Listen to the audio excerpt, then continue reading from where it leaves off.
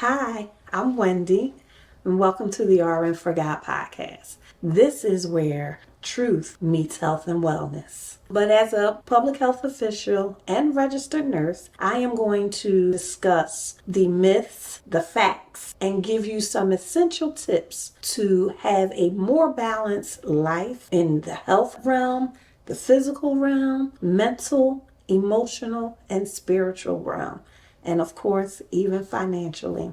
Take this journey with me and let's dive in. See you soon. Toodles.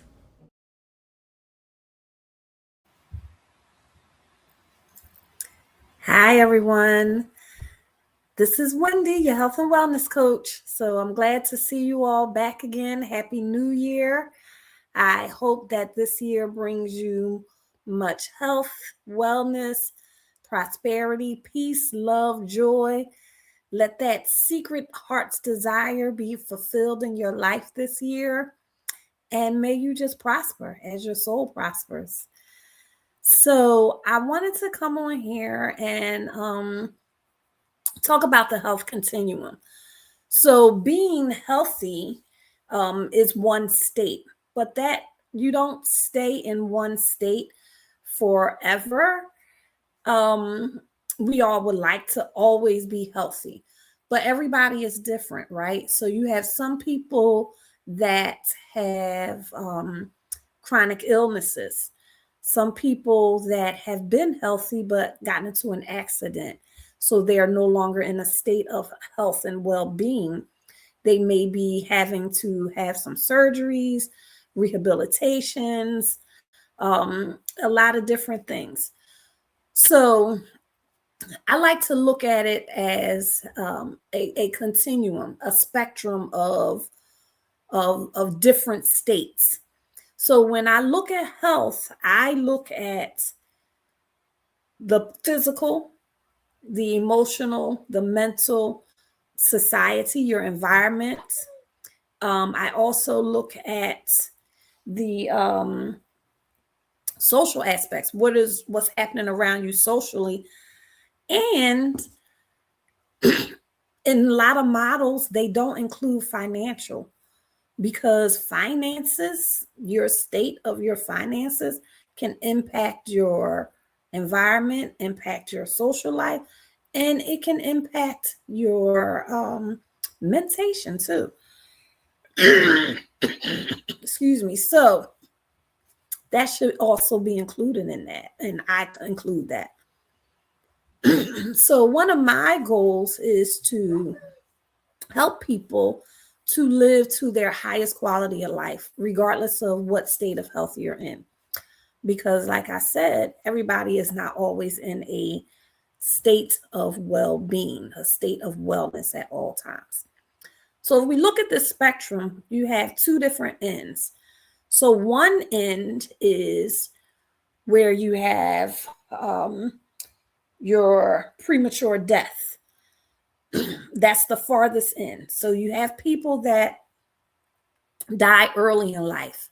Unfortunately, we have a lot of people dying from violence, gun violence.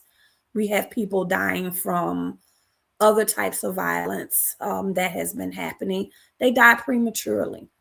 We also have, unfortunately, children that die from illnesses, people that die from cancers, other chronic diseases, strokes, or they have motor vehicle accidents, that type of thing.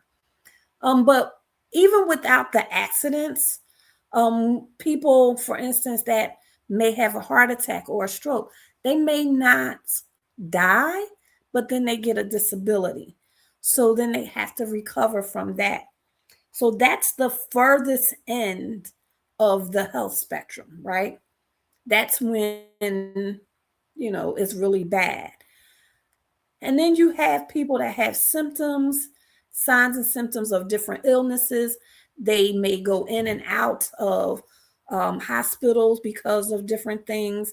They may have a chronic disease that they're not hospitalized with, but they have to have ongoing uh, doctor's visits and things. So people that may have like end stage renal disease and they're constantly going back and forth to the hospital to have, or to a treatment center to get dialysis. And they could virtually be healthy in other areas, but because of that, they're on this side of the spectrum. Because with renal disease, end stage renal disease, if you don't get dialysis, you'll die. So you're on that side of the spectrum. You have other chronic diseases, asthma, COPD. You have people that have heart failure. All of these things that could eventually lead to a disability, hospitalization, and sometimes premature death. So that's all on, I'll say, the left side of the spectrum. In the center, you have a neutral zone where people are not sick. They're not quite as healthy as they could be either, but they are comfortable right where they are. And it's the neutral zone, right? So they don't want to do anything. They're not sick and they don't have any issues. So they're okay. And they're not looking to improve. They are happy right where they are. And that is a lot of people. And they don't go to the doctors. They don't get yearly exams because they don't feel as though there is anything wrong. So they stay right in the neutral zone. And unfortunately, I have seen working in a cardiovascular ICU, people that haven't gone to doctors 30, 40, 50 years. Even when I worked in the neuro ICU, in the surgical ICU, people that don't go to the doctors, they often don't listen to their bodies and they get bombarded with something really bad. And sometimes it happens even to people that do go to the doctors. My mom, for instance, she would get a checkup every year, but she smoked all of her life. So she wound up getting lung cancer. And she was in the neutral zone for a long time. She would go get her checkups, but she was okay. She smoked and she was okay with that. So there are people that are like that. They stay in the neutral zone. And then let's say you have, and I'm just using right and left as an example. It doesn't mean anything. It's just because I'm using my hands as an example. So that's why I'm saying right or left. So you have on the other side is the health, the wellness side. So on the wellness side, these people are aware, self-aware of their health state. They not only go to the doctors, they are active participants in their health plan. They educate themselves, they ask questions. And not only are they self-aware and they educate themselves, they are progressively and actively continually to improve their health. So these people are people that you see at the gym, people that you see eating healthy, people that you see being active and doing different things to improve their health. Now, there's no this is not a judgment zone. I have no judgment. I am a nurse, so I see people on both sides. I am a person that has been diagnosed with asthma. So if I am having a bad day of breathing, then I'm over here on the symptom side, right? I'm on the symptom side. I work to get to the awareness and educating myself and actively doing things. I work to stay on this side of things. So I am here to help you to understand, to help you to figure out where you are on the health spectrum. And like I said, no judgment zone. But if you're neutral and you're okay where you are, think about your daily habits. What do you do? Because a lot of times we think, I'm young, so nothing is going to happen to me. I'm young. These things are not in my body. These things are not in my gene pool. Nobody in my family has cancer. Nobody in my family has hypertension. Nobody. but that doesn't mean that it won't happen to you. And I'm not wishing anything on anybody. I know in healthcare, people are very, very reactive. And I'm a proactive person. I'm a planner by nature, and I want to do all of the things that I can do to help me to not have died prematurely. The Bible tells us in Genesis, and it is, I want to say Genesis 3. I should have looked it up, but I didn't. It's right after the flood where God says that man shall have 100, his spirit will be with man for 120 years. So from a spiritual perspective, I don't know if you believe in the Bible or not, but God says that we have 120 years of life, right? So I'm just going to go find it because I know I have looked for it before.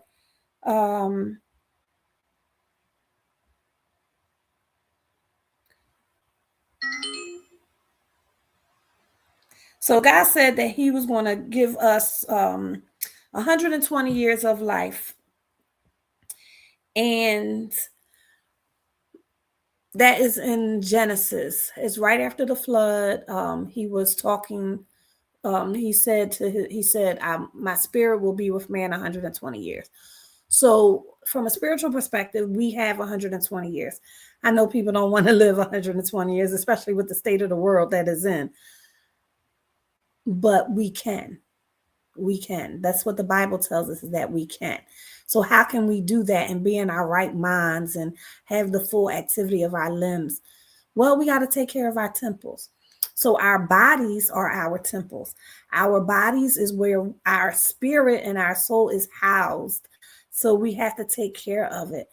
It is flesh and blood. It will die eventually. It will stop. It's the temple that houses our spirit. So we have to eat right. We have to have a plate that is colorful. Eat your vegetables and your protein before you eat your carbs or your starch. You want to move every day. Take a walk. If you're postmenopausal or perimenopausal, start lifting weights, because lifting weights, strength building helps to maintain your bone density. If you like to eat sweets, limit what you're taking in. Minimize anything in moderation. I truly believe that anything in moderation. So if you like to eat sweets, don't eat something every day. Allow yourself something maybe 2 times a week or once a day or something like that. However much you eat sweets, cut it in half, right? Cut it in half. I intentionally did my best to not drink sodas, and then I went to not drinking juices. And I realized at the end of 2025 that I had gone all year long, and the only thing I keep in my refrigerator is water. And if I want something else, I have kombucha. I drink that. And it didn't dawn on me toward the end of the year. And I was like, oh, wow, I'm so proud of myself that I have gravitated towards that. And I don't eat granulated sugar. The sweetener that I use is honey. So I'm proud of myself for those things. And it didn't happen overnight at all. Especially if you know me, you know that I really like cakes and cookies. So I even have to limit that for what I want. So we have to have self-control in order to do things in moderation. So your diet, like I said, have a colorful plate. Eat your protein and your vegetables before you eat your carbs or your starches, right? Minimize your sweets. Cut it down to, if you like 3 cookies at night, cut it down to 1 cookie at night. If you want 2 scoops of ice cream, only eat 1 scoop of ice cream, right? Move, get up and move every day.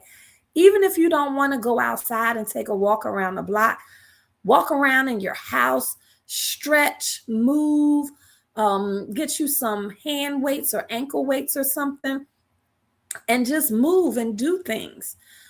You also should read or do crossword puzzles or some type of strategic game. There are a lot of video games that you can play that will help to keep your mind sharp. I think reading does wonders for that. I also like to play strategy games. That helps as well. And then you also want to make sure that you are getting your blood work checked. So you should see a doctor at least once a year just to get a checkup, right? It's our bodies. You take your car to get an annual checkup or a monthly, however many mileages you have to do it. You get your oil changed frequently. So you have to do this with your body as well. Going to the doctor will help you to know what to look for if something is going wrong. And then you have to listen to your body because your body speaks to you. You can feel. So I remember, I never forget. I was a young nurse, and I had a patient. She was a female, and she and I were about the same age. And she had breast cancer, but the breast cancer that she had already metastasized. And she was very somber and sad because she knew that she was going to die from it. And I never forget, I worked night shift. And one night I went in her room and I was trying to be quiet, but she was awake and she was crying. And I sat with her and she told me that she felt bad and she was sorry for her kids because she knew something was wrong, but she was too afraid to go to the doctor. But by the time that she actually went, there was nothing that they could do. So if you don't go to the doctor, go, because just go every year, because with the way technology is nowadays, if they find something, they can probably cure it before it even makes you feel sick. They can probably remove a tumor and you may not even have to try any radiation or chemotherapy. And now that they understand a lot of the gene pool, they understand genes, they have therapies that focus specifically on that gene, that target, for whatever the cancer, type of cancer it is. So that's not my area of expertise. I'm just aware of it because of some of the things that I have seen with patients and with my mom. So go to the doctor. I implore you, I encourage you. See a doctor. It doesn't have to be an MD. It could be a nurse practitioner or a PA. I personally think nurse practitioners look at the whole person. But get yourself checked out. Get your blood work done. Get your annual physical. Get a clean bill of health. And then you can move forward. And you can get out of that neutral zone and move over into the awareness and education zone. And you can be doing things to make sure that you don't have a premature demise, right? So that's all I wanted to talk to you about tonight. As we start off the beginning of the year, I know some people have a lot of goals. Some people may have some health goals, but see where you are on that health continuum. Figure that out first, and then see where you want to go. And follow the steps to get there. And guess what, y'all? I can help you do that. So just let me know if you need any help. But do me a favor, drop it in the comments where you think you are on the health continuum, where you think you are. And let me know if you want me to help you. All right, y'all. Have a great one. Happy New Year. Toodles.